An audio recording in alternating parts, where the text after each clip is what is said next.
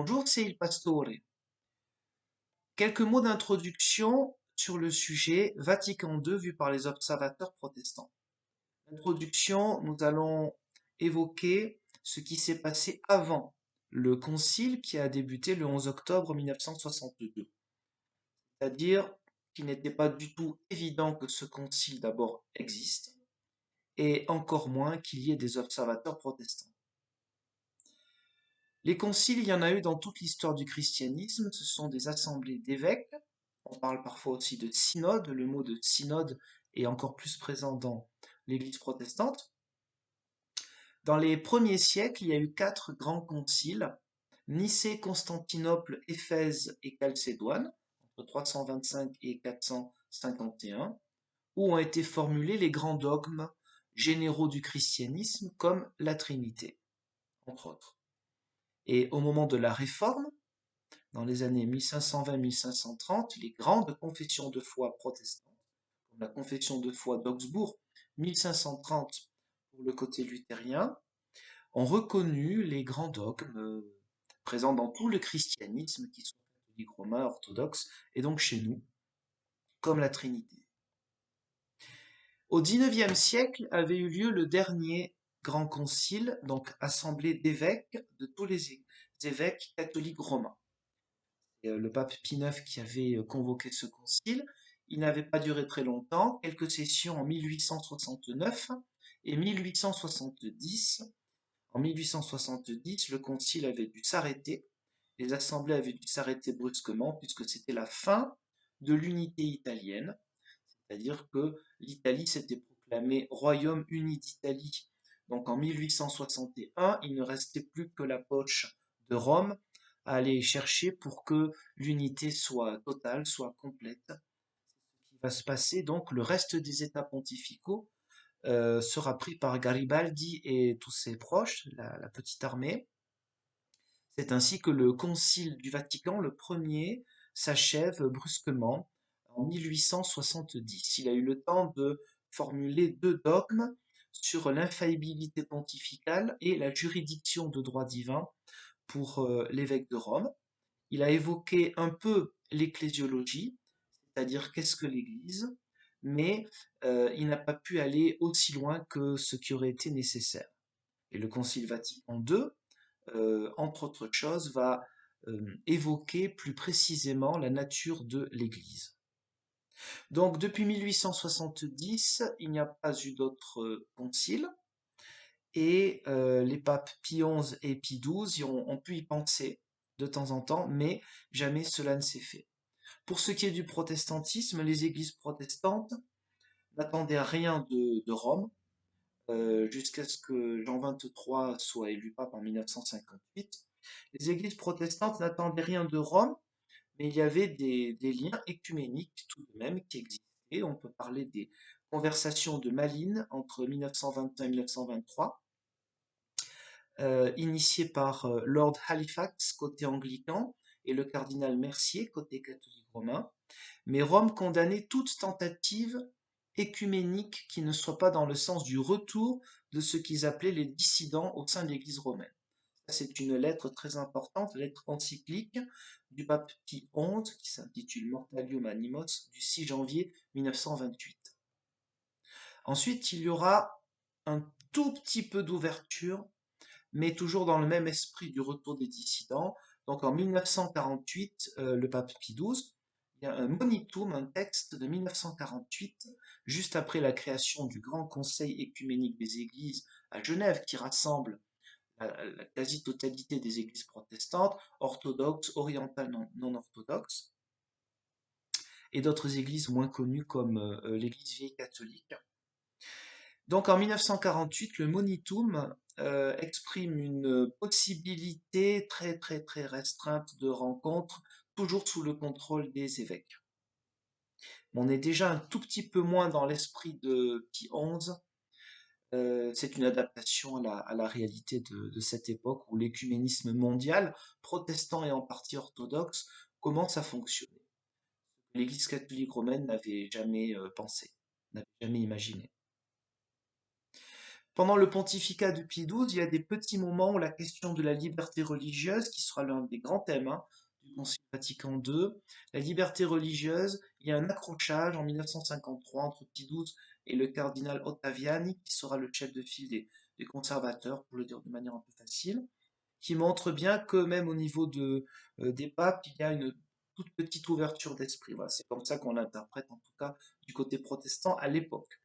Car mon sujet est centré sur les livres ou les articles d'une grande partie des observateurs protestants sur le moment ou quelques mois, maximum quelques années après avoir participé au Concile Vatican II.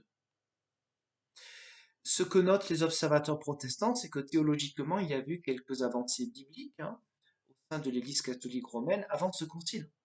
Par exemple, la lettre encyclique de Pie XII de 1943, De Divino Afflante Spiritu, je prononce à l'italienne, c'est pas académique, mais c'est pas grave. Donc c'est un texte qui permet déjà un peu plus de liberté aux exégètes catholiques romains. Donc le protestantisme a regardé ça d'un œil curieux et intéressé. Donc ce concile Vatican II, c'est une surprise au moment où il est convoqué. Personne ne s'y attend. Pie XII est mort le 9 octobre 1958. Le conclave, c'est-à-dire donc l'assemblée des cardinaux va élire un nouveau pape. Elle souhaite un pape de transition, c'est-à-dire quelqu'un qui gérera les affaires courantes, mais qui ne va pas initier des choses. Elle espère, cette assemblée de cardinaux, donc un pape qui n'aura rien à voir avec Pie XII, qui pouvait être vu comme assez autoritaire. Donc elle va élire le cardinal Giuseppe Roncalli, qui est né en 1881. Il est élu le 28 octobre 58. Il prend le nom de Jean XXIII. Dès le départ, son style et aussi certains de ses discours étonnent et voire même choquent les plus conservateurs. Il étonne et son style est apprécié, son humour est apprécié hors du monde catholique romain. Il était lui-même attaché à cette question de l'unité chrétienne lorsqu'avant il était patriarche de Venise, patriarche est un titre donc de l'évêque de Venise, où la question écuménique était déjà importante pour lui. Cela avait été remarqué. Donc l'annonce du concile se fait le 25 janvier 1959. Aujourd'hui, on dirait qu'il a fait le buzz. C'est une énorme surprise du monde entier. D'abord pour les cardinaux qui se demandent qu'est-ce qu'il va faire. Donc le 25 janvier 59, à Saint-Paul-hors-les-Murs, il convoque un concile à côté de deux autres réformes, un synode, une assemblée du diocèse de Rome, puisque le pape est l'évêque de Rome, et pour les églises de la réforme, il n'est que l'évêque de Rome. Et aussi, il va préparer la révision, enfin pas lui-même, il y aura toute une commission pour ça, la révision du code de droit canonique qui datait de 1917. Le prochain code de droit canonique sera promulgué en 1983. Pourquoi 83? Pourquoi aussi loin que 1959? Bien sûr, parce qu'il faudra le retour, les conséquences, les fruits du Concile Vatican II seront ainsi mis dans les normes juridiques, les canons du Code de droit canonique futur qui arrivera en 83. Donc Jean 23 aurait été inspiré par la semaine de prière pour l'unité des chrétiens qui commence toujours à cette époque-là, du 18 au 25 janvier. Donc là, il a fait cette déclaration le 25 janvier 59. Le contexte est un contexte extrêmement difficile, c'est la guerre froide, donc il appelle évidemment à la paix. L'idée même d'un concile était rejetée par les plus conservateurs. Est-ce que Jean XXIII a été lui-même influencé par le mouvement œcuménique? Certains observateurs protestants euh, en sont convaincus. Car c'est l'époque où les grandes assemblées mondiales, les assemblées du Conseil œcuménique des Églises, on commence à avoir déjà un peu d'expérience. Et au niveau mondial, les grandes églises protestantes sont dans un œcuménisme qui avance de plus en plus. 1959 toujours, les étapes avant le Concile Vatican II, le 29 juin, la première encyclique, ce sont ces lettres très importantes des papes, donc la lettre encyclique Ad Petri Cathedram, donc qui est un peu son programme, hein, à Jean 23. Cette lettre n'est pas vue particulièrement d'un bon œil par les observateurs protestants, car on peut la considérer comme une vision de l'Église catholique romaine centrée sur elle-même et qui appelle toujours les autres chrétiens à la rejoindre. Qu'est-ce qui fera la différence avec le passé, avant Jean 23, et même on peut dire avant Pie XII? C'est le ton, c'est la manière de dire les choses. 1960. Le 30 mai 1960, Jean 23 a une idée folle, le secrétariat pour l'unité des chrétiens. Je dis idée folle parce qu'il devra toujours se battre contre une partie de la curie romaine qui ne veut pas de ce concile, clairement. Alors, cette idée est toujours de manière implicite, hein, selon l'interprétation bien sûr des observateurs protestants et des théologiens protestants, toujours dans l'idée un petit peu quand même du retour des autres chrétiens dans le bercail entre guillemets, mais c'est aussi pour aider les futurs observateurs à participer aux travaux du concile, ce qui était impensable avant. 1960 toujours, le 5 juin, motu proprio, donc une lettre, un texte du pape Superno Dei Notu. Cette lettre, motu proprio, donc elle institue les diverses commissions qui vont préparer les futurs schémas, tout le travail des textes qui seront amendés, discutés, puis votés, un peu comme l'Assemblée nationale, le concile, si vous voulez. Et donc, les diverses commissions sont créées, parmi lesquelles un secrétariat facilitant l'unité des chrétiens. C'est ainsi qu'on l'appelle, Jean 23 l'appelle à cette époque-là. Alors, dès le mois d'août, le comité central du Conseil œcuménique des Églises, donc à Genève, exprime sa joie au sujet de cette nouveauté œcuménique.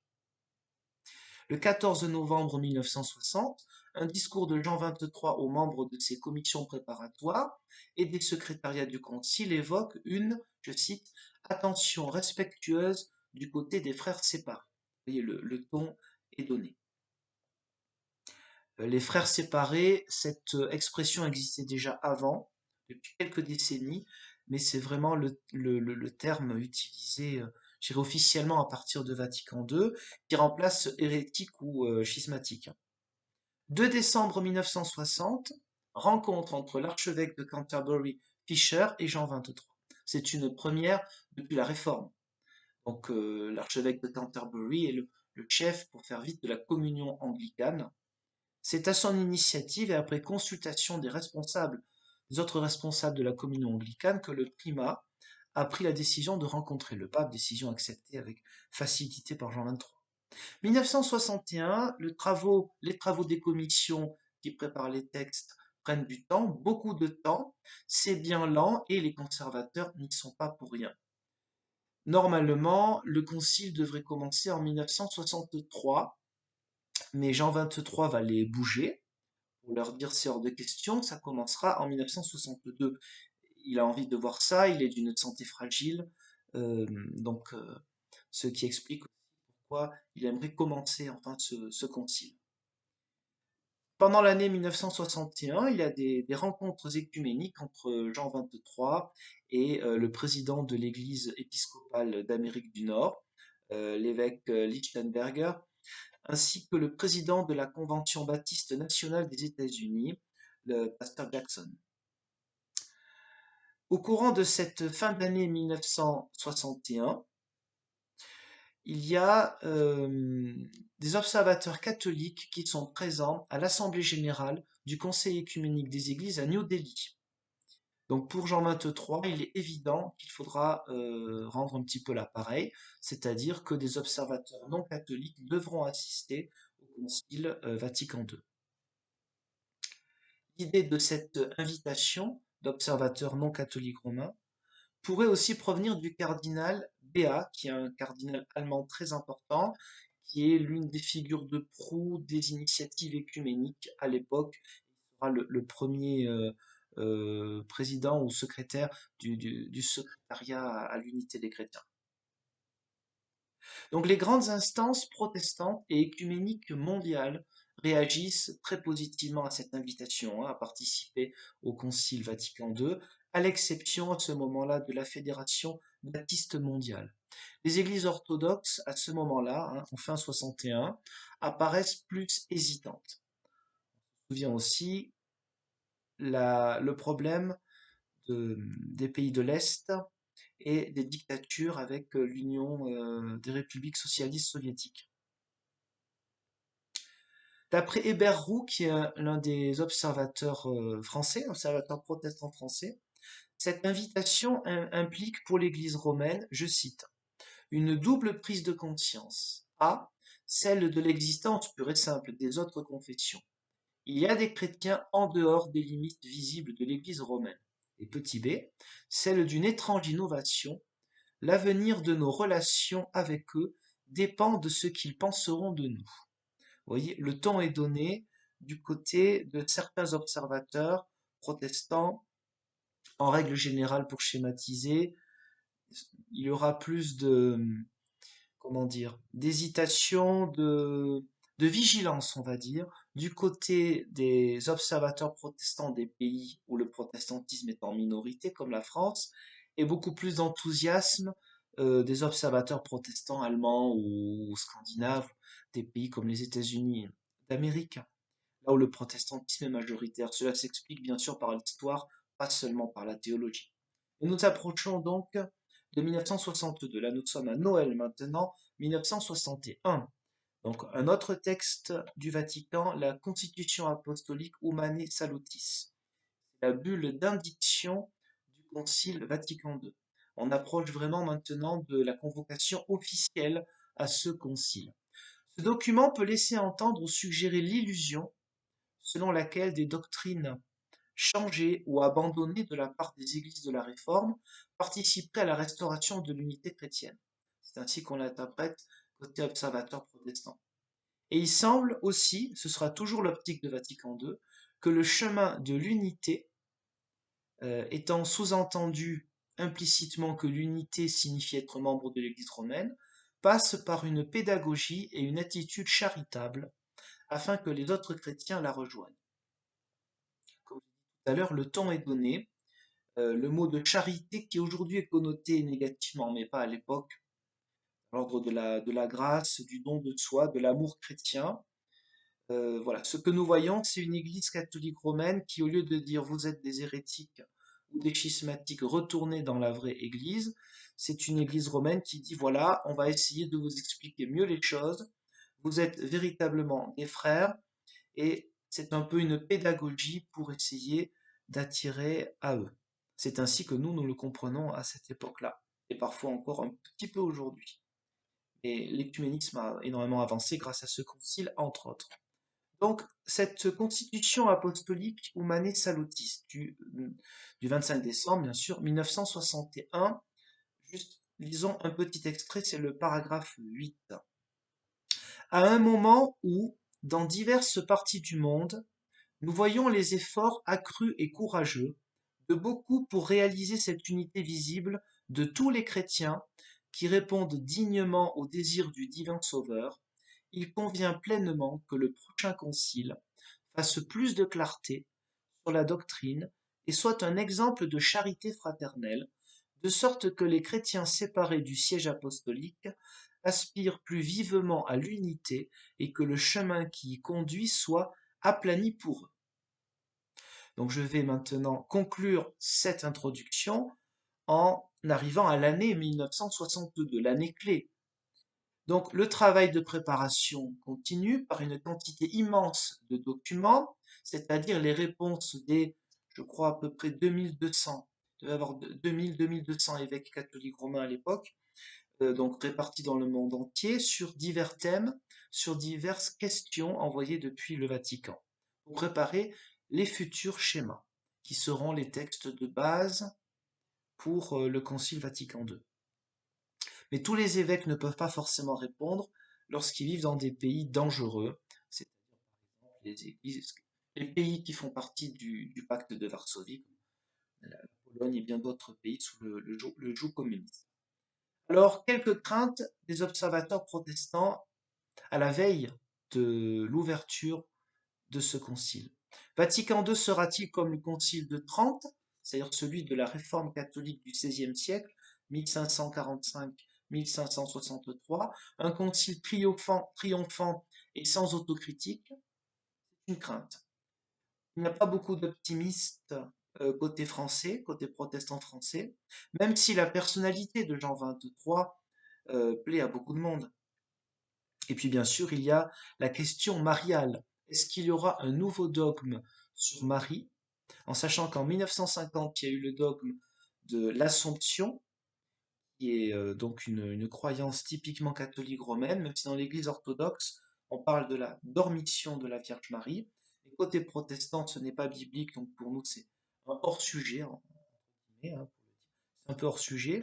La crainte, c'est que, étant donné que ce dogme en 1950 pouvait poser de nouvelles barrières, de nouvelles frontières, de nouveaux murs entre les églises, pourvu qu'il n'y ait pas encore un autre dogme. On craignait le dogme de la corédemption de la Vierge Marie.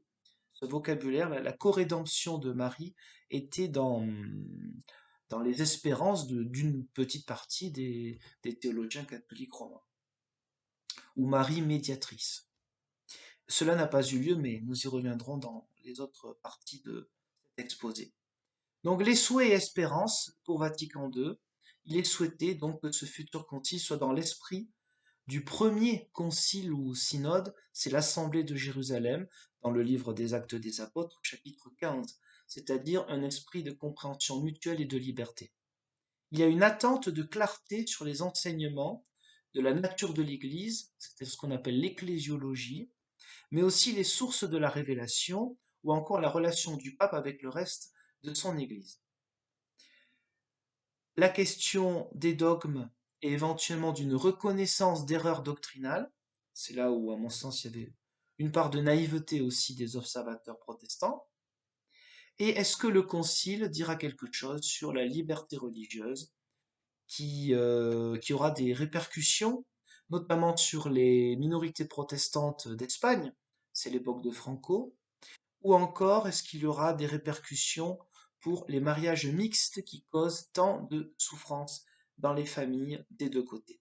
Voilà quelques attentes, quelques espérances du côté des observateurs protestants. Il y a aussi un aspect très positif, hein. Il y a une espérance réelle par rapport au niveau théologique, notamment avec la présence des experts jésuites, bénédictins et dominicains. Je vous ai dit tout à l'heure qu'il y avait entre 2000 et 2200 évêques. Il y a aussi au moins 200 experts qui sont des théologiens de très haut niveau, les crèmes. Et sur ce point-là, les observateurs protestants sont particulièrement optimistes de leur présence et de leur travail.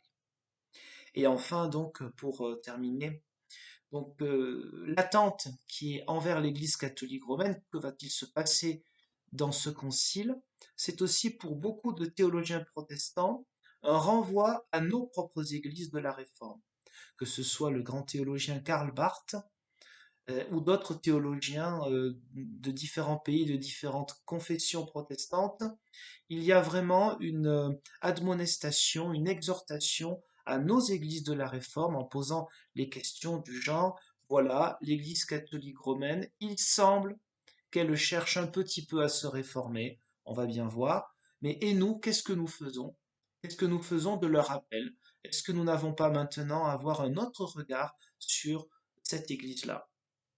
Nous y reviendrons dans les prochaines vidéos. Je vous remercie pour votre visionnage. Dans la prochaine vidéo, nous commencerons donc avec la première session, l'année 1962, avec le pape Jean XXIII. Je vous remercie.